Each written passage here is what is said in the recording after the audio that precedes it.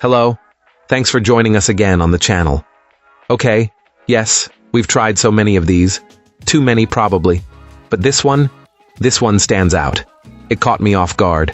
Let's figure out why together. Quick note before we begin. There's a discount link in the description and the top comment if you want to check it out.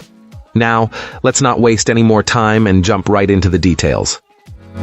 Starting things off, our first reviewer gives us their perspective. This reviewer seems genuinely pleased with their new purchase, despite a few initial challenges. Standing at 56 and 170 pounds, they mention the seat height might be a bit tall for some, requiring them to be on their tiptoes when seated. They specifically suggest this scooter might be better suited for taller individuals or those with longer legs due to the minimum seat height. Assembly wasn't entirely seamless. Our reviewer had some difficulty aligning the bolts for the rear cargo rail, a process that took a frustrating 45 minutes and required a break before finally succeeding. Similarly, aligning the front and rear disc brakes proved time-consuming, taking nearly an hour to ensure they weren't rubbing. Despite these assembly hurdles, the performance seems to be winning them over.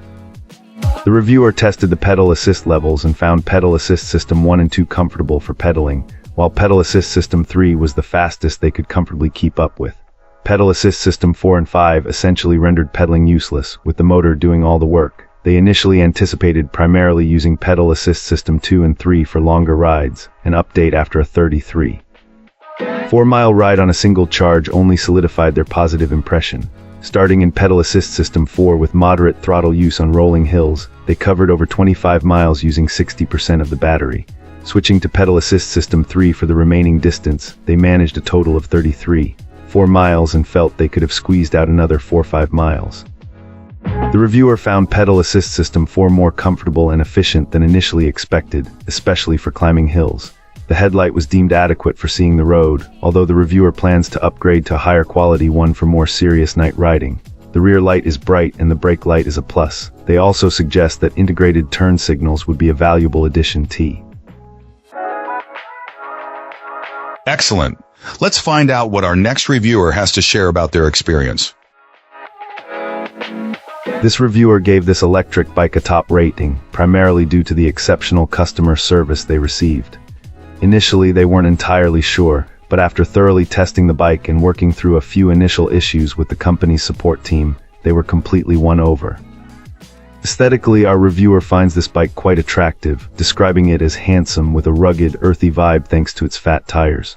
They specifically mention the black color looking great, and the larger tires make riding across grass or uphill feel secure and easy. While it doesn't come with extras like a basket or phone holder, it does have a good headlight and bell, which are appreciated. Battery life has been a major plus. This client has taken the bike on several rides, each covering a good distance, and the battery still shows as full. They haven't tested its long-range capabilities yet, but they're confident it can go at least 40 more miles before needing a recharge. They also appreciate how little throttle is needed to get up to speed, finding it quite fun. The throttle only works in power assist modes above 0, giving the reviewer more control.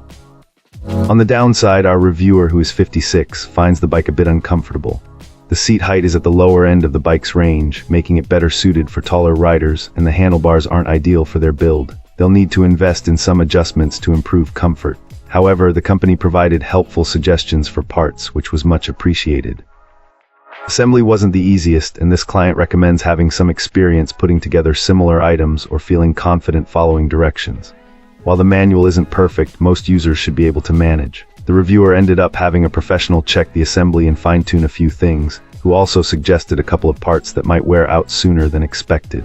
Fortunately, the company went above and beyond. Awesome. Let's hear what our next reviewer has to share about their experience. This reviewer was initially hesitant about exceeding their budget for their first electric bike, but ultimately felt the splurge was worthwhile. Weighing in at 220 pounds, they found this electric bike effortlessly reached 30 mph on motor power alone, and even hit 35 mph with pedal assist. Having experienced another electric bike that struggled to reach similar speeds, particularly uphill, our reviewer was impressed with this one's immediate power and responsiveness. A simple twist of the throttle and bam, instant speed. However, the experience wasn't without its initial hiccups. The bike arrived with a flat rear tire, although thankfully inflating it with the included pump resolved the issue. More frustrating was the rear cargo rack, which appeared to be poorly welded.